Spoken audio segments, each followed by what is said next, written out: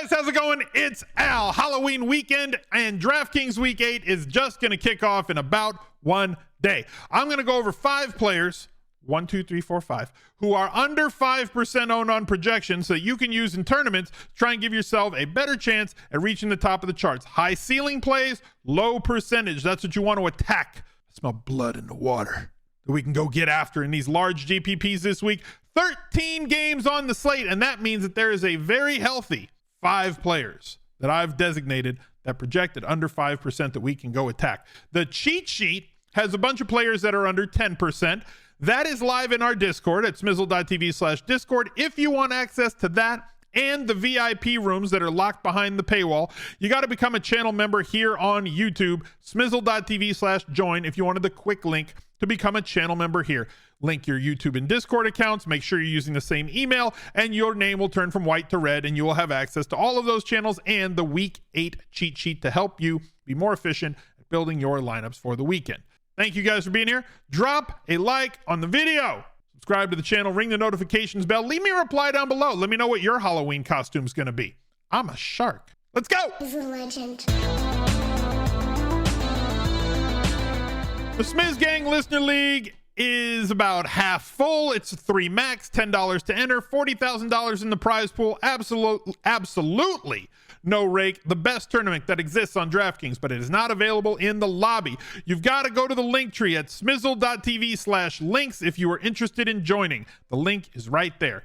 Everything's right down below in the pinned comment. It's got a link to the Discord, fantasy football channel. All the stuff I do is right there in the link tree. So go to smizzle.tv/links. I will shout out the top 10 finishers on the recap video on the Al Smizzle Fantasy Football channel on Monday. Let's get to the 5 players. We're going to start at running back with Brother Raheem. Just sitting there at $7,700 with a well-manicured beard, looking all handsome.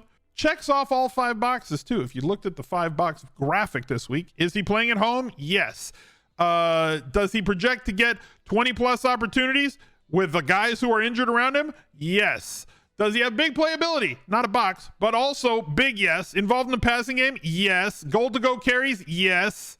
Like, there's just so many running backs on this slate who are cheaper than him that you could pay up to be contrarian for a running back with about as high a ceiling as anybody in an offense that's as good as any other offense in the league, with the highest team total on the slate, playing at home and favored by, I'm trying to find it, but I can't, 10. The biggest team total, 28.5. No other team projected to score as many points, and we're just going to ignore the number 1 guy in their backfield, especially with Devon Achane out. They have some other guys. Salvon Ahmed is going to be there. Maybe Jeff Wilson Jr. plays this week. Maybe he doesn't, but Mostert's going to get 70% of the run. Chad is asking, how does he project? How does he even project at under 5%? You want to know how he projects at under 5%? It's very easy. Running back is absolutely stacked this week, with guys like Kamara at 7,300, all of them in good matchups too. DeAndre Swift favored by 8 at 63, Taylor at 62 and at home, Pacheco against the best matchup at 6,100 for opposing running backs. Bijan Robinson 6,000, possibly become of an algorithm pricing mistake. Breece Hall 5,900, going to be uber chalk. So all of that just kind of leaves Mostert in a weird spot where nobody's going to play him. So, like, if nobody else is going to play him, I think that we should probably get, like, double the field and get to 10%. It doesn't take much to get different. Or if you're using a hand-built lineup and you find your way to a cheap stack, there's easy ways to get Raheem Mostert into lineups this week. Also, at 7,500, Tony Pollard. People just aren't going to click Brother Raheem this week. Why would you ever click a guy who's, leading the league in touchdowns and has 50-yard touchdown upside and catches passes at home and favored against a bad New England team? I don't know. Seems like a great idea in tournaments to me. Dameon Pierce is another guy that's going to be under 5%. 3%. Mostert at 4. Dameon Pierce at 3. Another player in a great matchup. We stream running backs against Carolina. I like a lot of different pieces of this Houston offense. I like the passing game. I also think that we should take opportunities and chances on Dameon Pierce because of the matchup. Houston has had trouble running the football. Totally understand that. Low efficiency, low yards per carry, kind of Eric Redding his way at 3 yards a carry, 3 yards in a cloud of dust. Carolina, though, makes up for a lot of problems. We can run the ball against this defense, right? Not you and me, but we being daily fantasy players who are streaming players against them. Dameon Pierce still does project to get the lion's share of the carries. And if we go over to the defense and just take a little quick look at just how juicy is this matchup? Rush yards allowed: 162 against Miami, 159 against Detroit, 135 against Minnesota, 146, 134, 130. Are you kidding me? He's projected at 3% and he's 5,300. That seems extremely easy for him to have a path to 20 plus DraftKings points at under 5% and allow you to spend up somewhere else on a stack. I'm not saying that you need to have 50% of them. You clearly don't. There's tons of really good running backs this week, but he's a way to get different. So let's go over to Underdog Fantasy. And if you do not have an account over at Underdog, they have these great battle royales that I like to play every Friday. They're like $5 to get into 6-man drafts. It's a GPP style. They also have all these great pick'ems. If you use code ALSMIZZLE, ALSMIZZLE, on your first deposit to the site, they give you free money. Up to $500 of it on your first deposit to the site. So use my code. I'm going to go with Raheem Mostert and Dameon Pierce over 53.5 and over 63.5 for $100. Too correct to pay $300 if we win that one. Go over to Underdog Fantasy, give them your business today, and claim your free deposit bonus now. Going to the rest of the video, we're going to go with Courtland Sutton at 5,300. Kansas City does project to win. They do pretty much every single week. They are 8-point favorites and in Denver. Courtland Sutton has been the most consistent wide receiver in Denver. Touchdowns in 4 of the last 5 of the 7 games this year. He has been the favored target of Russ Wilson. He's only 5,300. And if you wanted to get shares of somebody on Kansas City, be it Travis Kelce, Rashee Rice, or Isaiah Pacheco, who projects to be like 20% plus, you can cut that and correlate it with a bring back play in Courtland Sutton with touchdown upside at under 5. Again, 3.x% owned, depending on what site you look at. Under 4 everywhere. One site he was at like 2.7, about a 3.25 average on him. Touchdown upside here, really solid projection. And if he does happen to get loose and get you the 100-yard bonus, all the better. But tons of targets, tons of catches, great correlation play to get you a lower product ownership if you're going to be playing into any of the Kansas City chalk. Like Travis Kelce never going to be under like 15%, and Pacheco probably going to be 20 or greater. Garrett Wilson. Look, I know people don't want to trust Zach Wilson. I get it, but like I've talked about this before when it comes to tournaments, trust is not something that should ever be in your vocabulary when it comes to your tournament lineups. And we should really be focusing on a couple of things. 1, volume. 12, 7, 14, 9. He's getting more than enough volume. Zach Wilson has looked serviceable. I think that's fair that he has looked serviceable, and he has done a good job of feeding Garrett Wilson the football.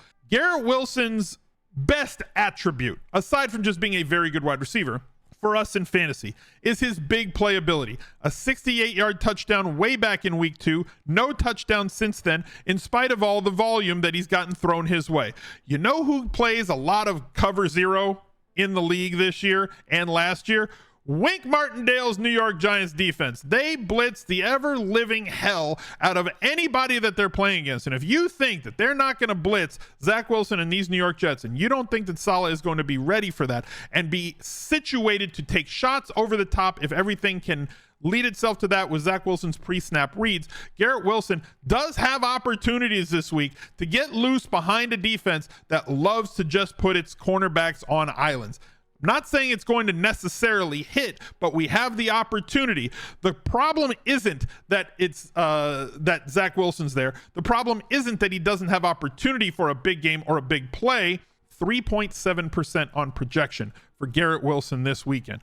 You can correlate that with a low-played Giant, whether it's going to be Saquon Barkley or Darren Waller. You could play him as a one-off at 6,300. Just realize it's a 13-game slate. Nobody's going for some of these plays, which is why 5 under 5 is so juicy this week.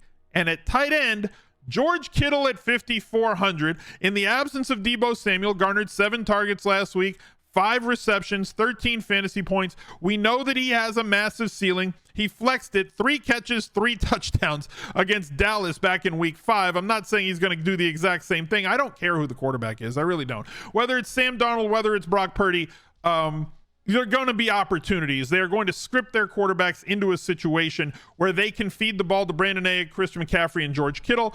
Kittle gives us that separation, a position where it is so very, very tasty to have a tight end who gets you 25 plus, or the ability to get you 25 plus DraftKings points. And with the absence of other players that are on that team, with Deebo Samuel out, yes, they have Jennings running around getting a lot of targets, but he is not really a big play wide receiver. George Kittle has a matchup advantage here against Cincinnati. So let's head over to the solver.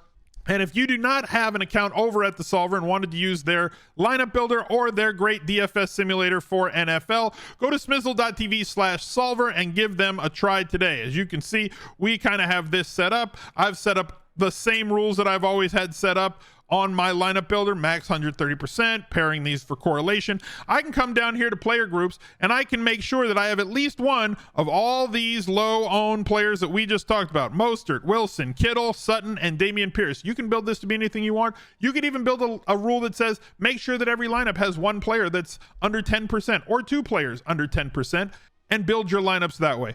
Put that in, go over here, build 150 lineups. It's just that easy.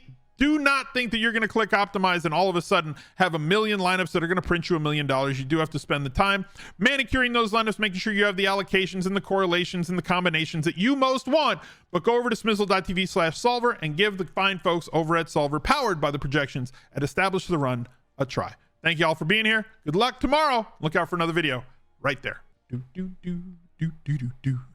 I'm late and now Al's a shark. What do you mean now? Been a shark 12, 13 years. He's a legend.